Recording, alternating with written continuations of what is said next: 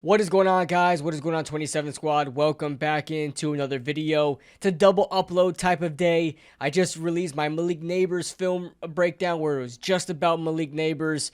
That was a whole haircut ago. I got a haircut. Now I'm back doing some more work. This is going to be for the entire offense. We're going to talk about everything offense, but there's a lot of great things to talk about in this video. This is probably one of the first times I'm actually excited to make a film breakdown and excited to look at film because I honestly think, even though the Giants only put up 18 points, this offense was very encouraging to watch. I saw a lot of improvement, especially from the offensive line.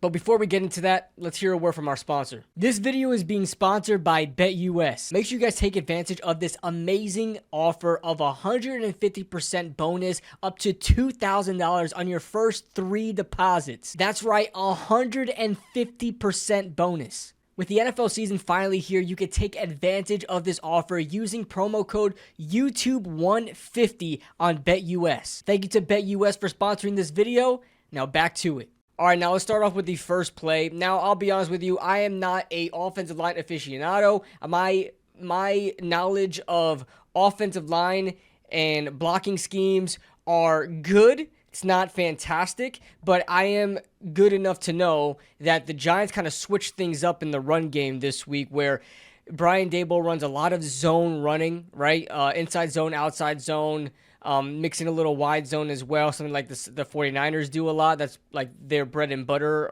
running scheme. Brian Daboll likes a lot of that sort of running game, right? It's very rarely like what we're about to see right now, duo. It's something that you see in Madden. It's something I haven't really seen from the Giants offensive line all that much. But pretty much you're just working a lot of double team blocks, right? And initially, I don't know what this run was supposed to be, but you got Daniel Jones. He's going to check to this. He's going to check to this run because he notices something. He's going to identify the mic. He identifies I think this is Bobby Wagner as the mic. All right, so why does Daniel Jones check to this run? Well, all the gaps are filled except one. There is a missing gap. So you got Chin, I believe that's Jeremy Chin, filling in on the edge. You got this gap set, this gap set, this gap set, this gap set, this gap set, and this one is open. Now, Luvu can definitely switch over here, but there is one gap open. So he checks to a run. He likes what he sees, and they're going to call it duo here. So what is duo? It's going to be a whole bunch of double team blocks, and usually going to have a guy move up to these linebackers. Jermaine Illuminor has nobody here, nobody else to help him out, so he's just one-on-one. But you've got the 2 tight ends on one block. You've got Andrew Thomas and John Runyon on another, and then you've got JMS and Van Roten on another. And then they're going to move up as these linebackers start to crash down and start to fill in their gaps and their responsibilities. You've got these guys moving into the second part of the blocking, and it works out really well. Duo is a really good run blocking scheme, especially for handling linebackers that fill in those gaps eventually, where you're going to get one of those guys meeting up with the linebackers eventually and work their way up there. Good run blocking scheme to run right up the middle. And it was a good run. Good run by Devin Singletary. And I just wanted to highlight it because the Giants don't really run this often, but they ran it often in this game. Now, this is something I highlighted in the Malik Nabers film study. So you got Malik Nabers top of your screen. And the Giants are going to run a drive concept with Malik Nabers to try to get him free and open. And this is going to be against man coverage. And this works very well in man coverage. It can also work in zone as well when you run those high-low reads. But it worked really well in man coverage. Why is that? Because, first of all, I think this is Michael Davis, I believe. Inside leverage doesn't really give much to Malik Nabers, but he blows it. And Theo Johnson, working this double team right here, runs into these guys, but still is able to still run his route. But I believe this is Bobby Wagner. I could be wrong. I don't know who that is. Runs right into the corner, even freeing up Malik Nabers even more. And with Theo Johnson as the lead blocker, allows Malik Nabers to get just a bit more. Now, what's the encouraging part about this? Not only is Malik Nabers just an alpha and he demands attention, and I love that Brian Daboll is scheming him open and making him the focal point of the offense and actually respecting his game. What do we see here? What do we see opening up here? You got 3 routes opened up. With this sort of pick route right here, right? With this sort of pick that happened, where you have the corner and the linebacker running into each other, look at Devin Singletary wide open. If Daniel Jones did not want to throw this to Malik Nabers, he was wide open, so he was going to throw it. If he didn't want to throw it to Malik Nabers, he had 2 other options to make. He had Devin Singletary on this swing, and then you had Theo Johnson on the dig route, the over route. If you didn't want to hit Malik Nabers, but the one that made the most sense was Malik Nabers. He's the most dynamic player. On top of that, when you got this high-low read here, I would always take the bottom. No matter how open this is, I would always take the bottom, because usually when you're running these drive concepts, the tight end's up top, and he's going to be your lead blocker.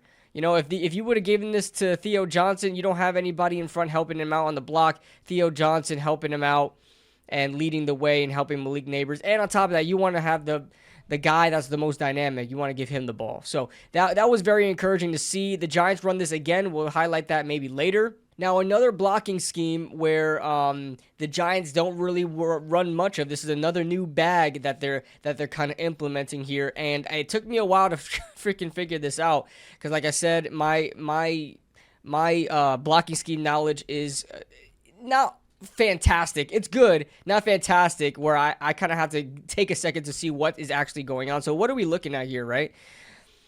The Giants are under center.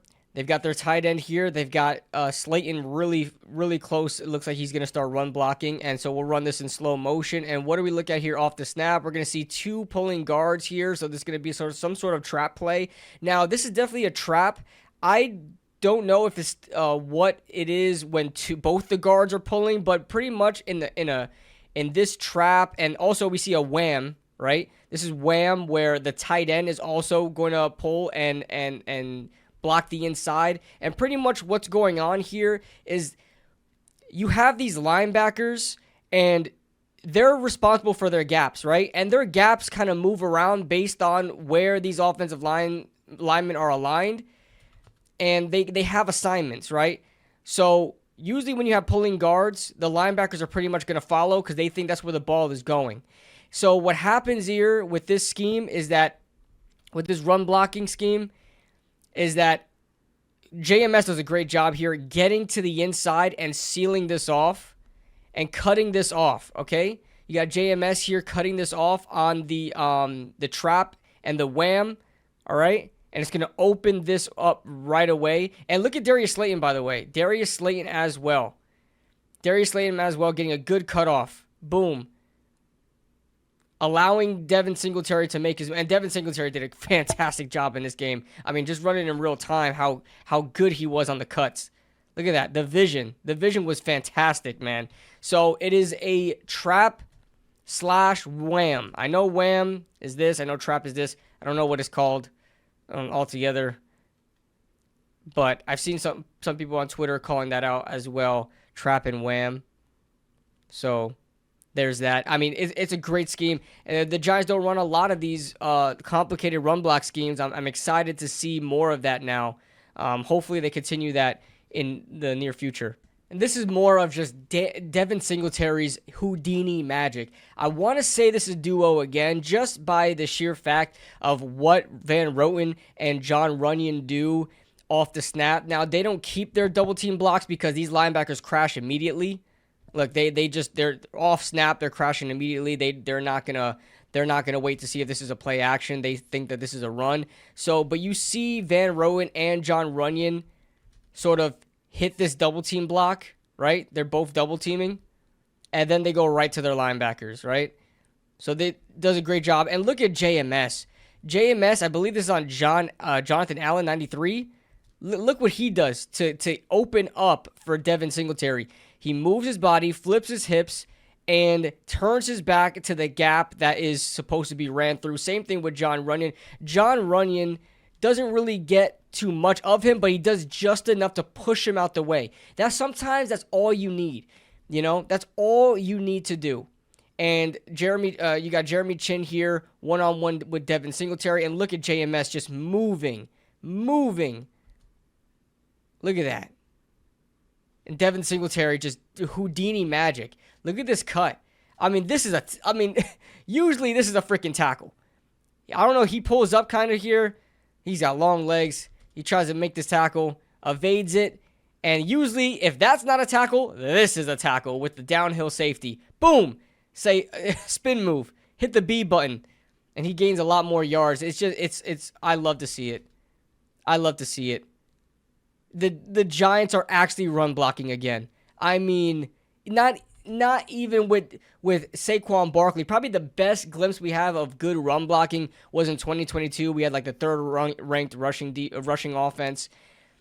But this is so good. This is so good. And what a good game for JMS, man. He's been really struggling, whether if it was injuries or just being consistent. But, man, this is a really good job by JMS. He was responsible for this big hole that opened up here. Look at that. Look at that. Beautiful. All right, so now we are finally starting to see what the Giants have been working on in the preseason and training camp start to take form in the regular season. We saw this against the Texans and the Detroit Lions, where if the Giants are seeing or are up against cover one, some sort of single high or man defense, they're going to try to take a shot deep, all right, where they're just going to send their guys long and see who wins their matchup. Okay, so on the top of your screen, this is still man defense. Top of your screen, this corner is giving 10 yards of cushion to Darius Slayton. And this corner, I believe this is Michael Davis on 24, is not giving any room to Malik Nabers. But this is both man coverage, single high safety. All right, they're going to take the snap, and they're going to see who wins their matchup. Malik Nabers, because this corner was so close, Malik Nabers is able to get a good release, kind of jabs, stutters real quick, and then just explodes. He doesn't really win his matchup, but Malik Nabers is one of those wide receivers where even if he's covered, he's still open. He creates just enough separation that if this was a better thrown ball, because this was so close. I mean, I'm not going to blame Daniel Jones for this. I love that he took the shot. I love that he made the right read, right? Because this wasn't open to Darius Slayton. I mean, it kind of was. But just try to give it to Malik Nabers. He had a good release. If this was thrown just a little bit more under Malik Nabers, this would have been a caught ball. But this is a good look, good decision, slightly overthrown. I am not going to kill him for it. And Malik Nabers, look what he does to get open. I mean, can I zoom here? But you can see Malik Nabers does just enough to separate. Doesn't even push off he kind of pushes off, but not enough to really get called. You know what I'm saying? I'll take it really slow. Not enough to get called, but he gets enough separation. Almost made that catch. I'm encouraged. That's encouraging to me. That is not a bad thing to me. All right, so this is going to be bunched to the right. Looks like it's going to be a flood concept where you're going to kind of run three options on one side of the field. You're going to have a low, you're going to have a middle, and you're going to have a high, right? You're going to have three different reads. This is going to work good against zone coverage, which is exactly what it was. And it looked pretty good, all right? It looked pretty damn good. My thing is that Daniel Jones made the wrong read here. Again, I'm not going to be killing Daniel Jones today. I have no energy to do that, and I don't think he deserves it today. But there was a legitimate missed read here. You got Darius Slayton on the clear route. Now, what I will understand is that clear routes are never really looked at. They're never really actually part of a play. They're only designed to get to free up some space for an underneath route. In this case, Malik Nabers on this corner route here, and you gotta have a little bit of a smash concept with Wandale down here on the curl, okay, or like a whip or pivot or whatever you want to call it. Really, yeah, this is more like a pivot. So you're creating separation with these high, low, and middle reads. Darius Slayton was open. He got open off rip. I don't know what happened here with his blow in coverage. This turned into a cover 3. Okay, Jeremy Chin came down to play this hook zone, and you had a single high safety right up here. His job is not to let a single soul pass him. It doesn't matter if it's cover 3. It doesn't matter if it's cover 1. He's not allowed, he shouldn't be, responsible for anything else besides what's getting behind him. I don't know what happened here, but he completely ignored Darius Slayton, and he focused more on Malik Nabers.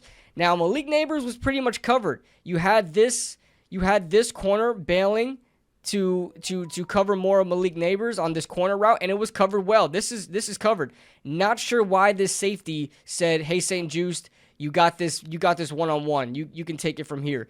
Not sure why, but I'll let you run it. I'll let you guys watch it in real time without me interrupting it. But you have Darius Slayton just on a pure out and up. I don't know if this is just a straight up fade. It's probably just a straight up fade, but he kind of leans outward, gets around, wide open. Now, you can argue Jones didn't have time. I'm not going to say that. He steps, on his drop back here, the pocket surrounds him, and it clears up over the middle like a normal pocket should. This is great pass protection. I'm not sure why he's moving outward here, unless it's to throw to this pivot route, which he ultimately does, but he takes so long doing so. I would have just thrown this, right? You have this spy here. He's ready to come at you, but he's only coming at you because you're deciding to roll out. You're deciding to escape the pocket. That's where he decides to crash. But I think this is Jeremy Chin actually. It was Jeremy Chin on the hook zone. He was spying you.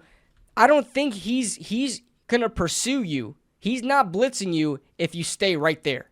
You stay right there, he's just spying you. He's not there to blitz you. You can tell he's not there to blitz you. He only started moving when he started escaping the pocket. So Daniel Jones should have stood right there and just slung it.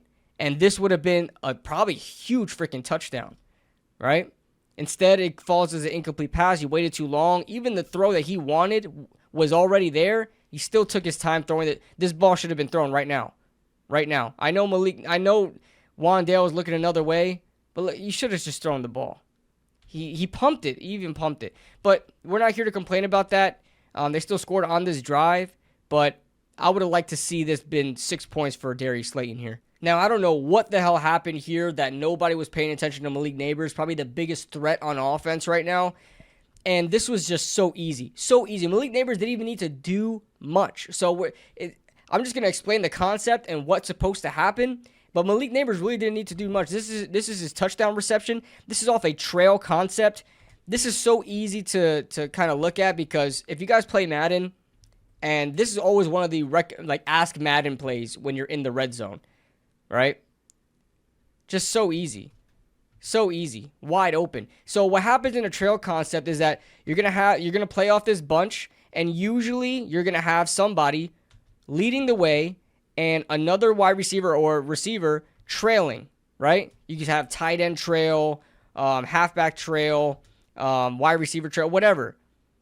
On a delayed slant, or it's like sometimes it's a Texas route or a delayed slant, but either way, you're going to have a receiver trailing another receiver. In this case, Malik Nabers was supposed to take whoever was over here out of the way so it can open up Wandale. Wandale is the target in this concept. But this was so damn open. I mean, how can you not take it? But who messed up on this play? It isn't anybody here. It's the safety. The safety messed up on this play. Now, this play is a well-designed play because you have Darius Slayton. Just in case this safety were to bite and take him on the inside and they double-team Darius Slayton, this would possibly clear up the middle because he's the only guy manning the middle. And this is on Jeremy Chin here. Nobody in that middle. Everybody else did their job. Wandale was even covered. Okay? Wandale was even covered.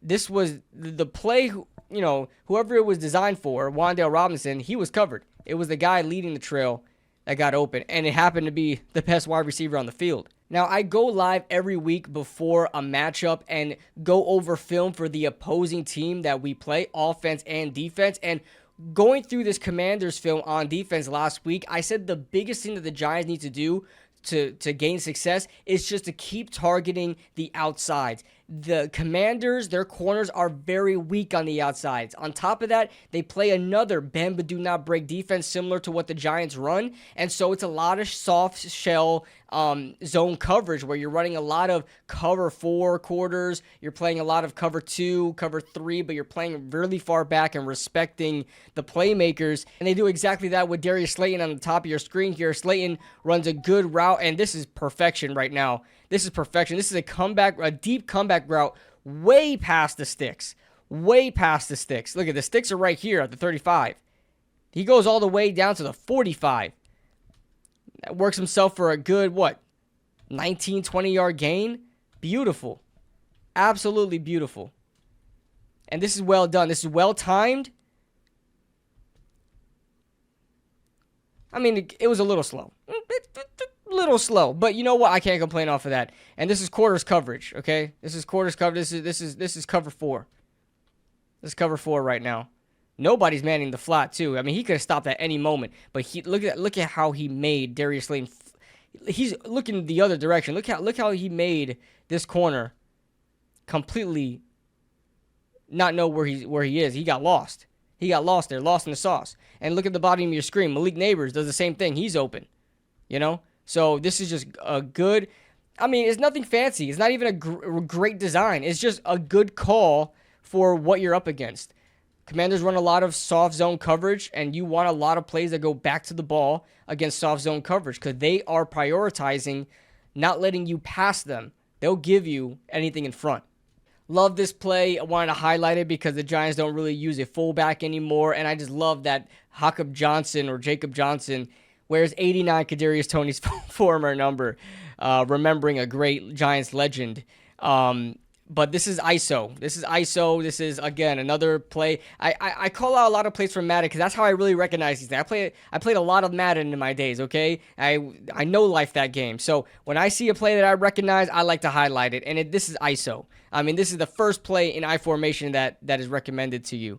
You know, look at JMS again in the run game, taking his guy out of the play. This is happening so many times in this game where JMS is just destroying everybody in the run game and opening it up for Devin Singletary. They better be best friends. They better have a lunch together every day because, I mean, look at the job he does for Devin Singletary to open him up. And then what does that mean? ISO, one-on-one, with the lead blocker, setting up Bobby Wagner and Jacob Johnson together.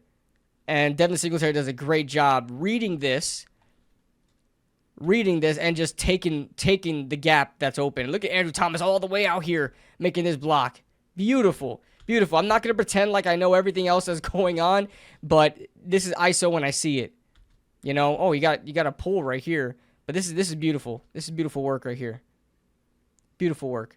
You know, I was wondering when they were going to run the Yankee concept. This is one of Brian Dable's favorite bread and butter plays. We ran this almost 5 or 6 times in 2022, and it was very successful every single time, the majority of the time. This is the Yankee concept. You're going to run sort of an over route. This time it's a post, and then you're going to run a deep route, whether it be a clear route or a deep post or whatever the case is. You're pretty much just trying to create separation in the middle and get everybody out the way, or the defender that's out of the way on the opposite sidelines to open up some run after the catch for the wide receiver. This was sort of open. This was opening up.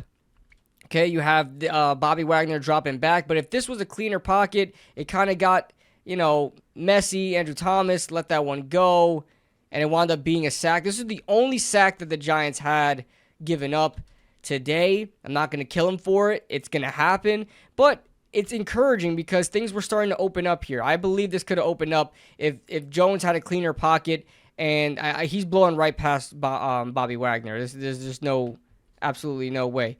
There's not even Bobby Wagner. That's Frankie Louvu. That's Louvu right here. Yep, that's Louvu dropping back. So I think I'll take my chances on Malik Nabers there. Now, this is one of my favorite runs of the day, and it wound up being a fumble. This is from one of the best drives of the day. This was, bar none, the best drive that they were having at the beginning of the third quarter, and this kind of sucked all the momentum out. You got duo again. I could recognize that. Duo again, and look at these gaps that are wide open. Bobby Wagner takes this inside A gap, right? JMS works his way up to it. Illuminor also working his way to Luvu, and Runyon doing a great job flipping his body, turning his back to the gap that's supposed to be there, that's supposed to be ran through. Does a great job. And Devin Singletary just doing his thing and creating space and fighting for that extra yardage made him fumble. But, man, this was just so good. Great run blocking, just opening things up, man. I really hope we can maintain this. But this is a hell of a front seven to be doing this against, okay? This is not, I know it's the Commanders, and a lot of people like to laugh at the Commanders, but one thing you will not laugh at is their front seven. This linebacker duo, it should be one of the best in the league. Frankie Luvu is one of the best filling linebackers, gap filling linebackers in the NFL to me. And Bobby Wagner is a Hall of Famer. I mean, let's be real with ourselves. He is a Hall of Famer. So, this is just a good job in the run game, man. I'm not sure what happened here. I'm not sure what Daniel Jones was looking at here. But you're going to have stacks on both sides, right? Plays made. I don't know. Oh, my God. I was laughing at this when I was watching this because let me zoom in on this real quick. I'm sorry. Let's take a break from being too critical here. Let's just have a laugh because what on earth did Theo Johnson trip on? I thought he tripped on Malik Nabers, but I rewinded it and I played it in slow motion, and Theo Johnson tripped on nothing. I mean, look at, there's no contact here between these guys. No contact. He just fell. I was trying to see if they ran into each other while Malik Nabers was crossing. I don't see it. Maybe right now, but I didn't see. Maybe he did, but he just took a tumble. He just took a tumble. I don't even know what route he was supposed to be on. I have no idea. I don't think he was supposed to cut in because this spot route was coming up for Wan'Dale Robinson, and this is where Daniel Jones ultimately threw it. I think he was just supposed to clear out. I think he was probably just supposed to clear out. But look how open Malik Nabers is here, man. Look how absolutely open Malik Nabers is here. I don't know why Jones eyed this route and decided that Wan'Dale was the target here in triple coverage, just collapsing on Wan'Dale, a 5'8 receiver. I mean, I'm surprised Bobby Wagner didn't try to catch this ball. Malik Nabers is wide open. Nobody's in the flats. They completely left the flats alone. You know, this is cover. I want to say this is cover 2, but even the corner started to bail a bit. You know, nobody in the flats. He started to pay attention a little bit when Malik Nabers was crossing, but this should have been thrown to Nabers and allow him to work. But that was almost a near interception. Again, we got duo here. This worked all game. Why not just keep doing it again? And just forget about the blocking. We talked about the blocking already. Just look at Devin Singletary. Oh, flick stick. Oh, flick stick again. I mean, look at that. Looked like a Madden animation right there. Look at Jeremy Chin. Tell me this didn't look like a Madden animation when you do a perfect flick on Madden. Oh my God. Oh, slow-mo. Give me the slow-mo. Oh, put your foot in the dirt. Gain a whole extra like 5 to 7 yards off of that one cut. And he did it at the line of scrimmage too. Bobby Wagner. Oh, that was Frankie Luvu again. Frankie Luvu. One of the best gap-filling linebackers in the NFL. Skirt. Oh, man. Gotta love it. I love it. And look at the blocking up front, man. JMS again.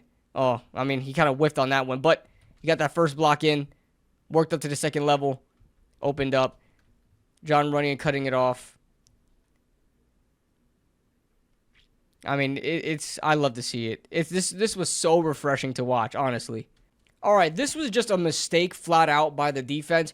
Why are you in goal line defense inside the 10, outside the 5? This is like the 7-yard line? Let's go back real quick. It's going to show it on the scoreboard.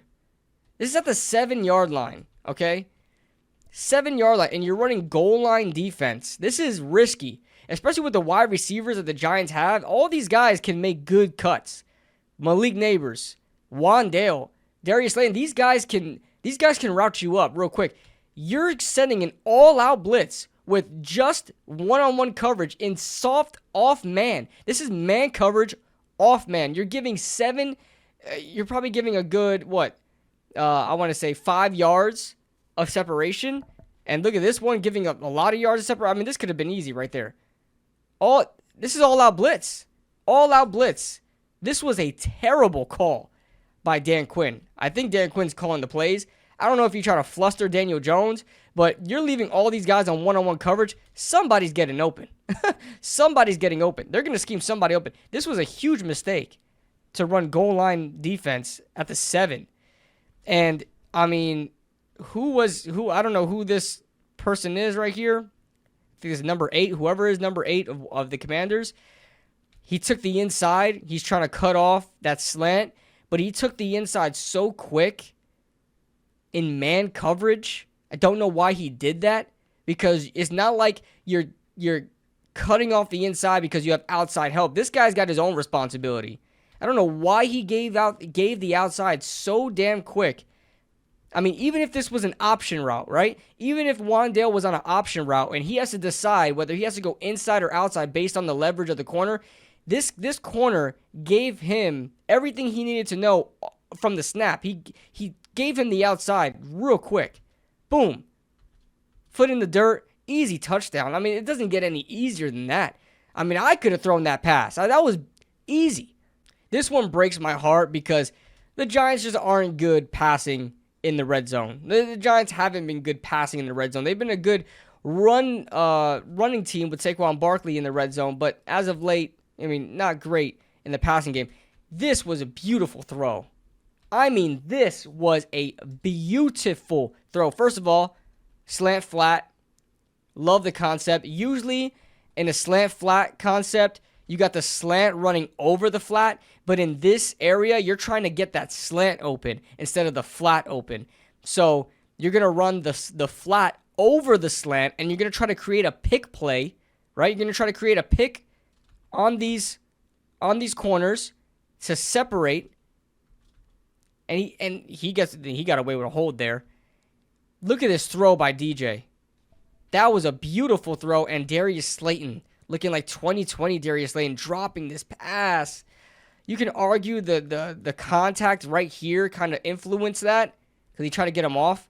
But this, you got to catch that. You got to catch that. The Giants could have been in really good position if they at least had converted one of those 2-point conversions, and it was not complete. So let me see if we get a better view over here. I mean, you got to catch that. What about here? I mean, he looked them the whole way through. I think Daniel Jones kind of, I have a real problem of him just looking through his reads like this and not really getting the linebackers and the defensive backs guessing. But he threw right over Bobby freaking Wagner to Darius Slayton. All those screenshot analysts that tell me that this is not a suggested throw because you got this linebacker getting ready to cut this off. This man is 6'4", 6'5", right? Daniel Jones is like 6'5". He can throw over linebackers, okay? He has that ability. His trajectory, even if he throws straight, is going to be over these guys, okay? He can make these type of throws. Everybody that says he can't do it doesn't know what they're talking about. What frustrates me about Daniel Jones is that he won't do stuff like this, but he did in this case, and it was incomplete, and it wasn't his fault. This is a beautiful throw. Way to give your wide receiver a chance here, and incomplete, missed opportunity. All right, and the last play we're going to go over is literally the same play. I just wanted to go over this because I love how the Giants say, hey, this worked before. We're going to run it again. We've seen that in the Malik Nabers film review where they ran that kind of pivot route or whatever you want to call it, so that curl route twice against a corner and just abused him with Malik Nabers. They do the same thing with Malik Nabers. Remember his first catch of the game was a drive concept, and he took it almost a distance. Literally does the same exact thing here against the same exact coverage, 2 man under, right? Man coverage. Juiced does not give him the outside because I guess he's guessing that Malik Nabers is taking this outside because he's been doing that the majority of the game. He jabs outside. He gets Juiced to bite just enough. Boom. Bite just enough to free up more inside. And obviously that drive route created a little bit of a pick. And I love how Malik Nabers doesn't flatten his route and run straight across the 50. He's going to kind of fade out. He's going to fade that route out to give himself as much more running room as he can. And on top of that, gain more yards before the ball is even there. Boom. He's going to turn that drag into like a slant and keep it moving. Beautiful. Beautiful. Just wanted to highlight that play, even though it was the same play as we saw early on in the video. And that is all I got for you guys today. It was great to see the Giants offense finally starting to pick things up. This is against the Washington Commanders, a defense that nobody really thought was going to pose that much of a threat. I honestly thought Daniel Jones and the offense probably should have put up more points against this defense, but it was very encouraging to watch. Very anxious to see what they're going to do against the Cleveland Browns defense. We're going to look at Cleveland Browns film on Friday. We're going to be live on X and on YouTube to go over the Cleveland Browns offense and defense on film for Know Your Opponent episode 2. And so very excited about that. Hopefully you guys join me. But that is the upload for today. Let me know your thoughts in the comment section below, everybody. What do you guys think about the Giants offense so far this season? And we will see you guys in the next video.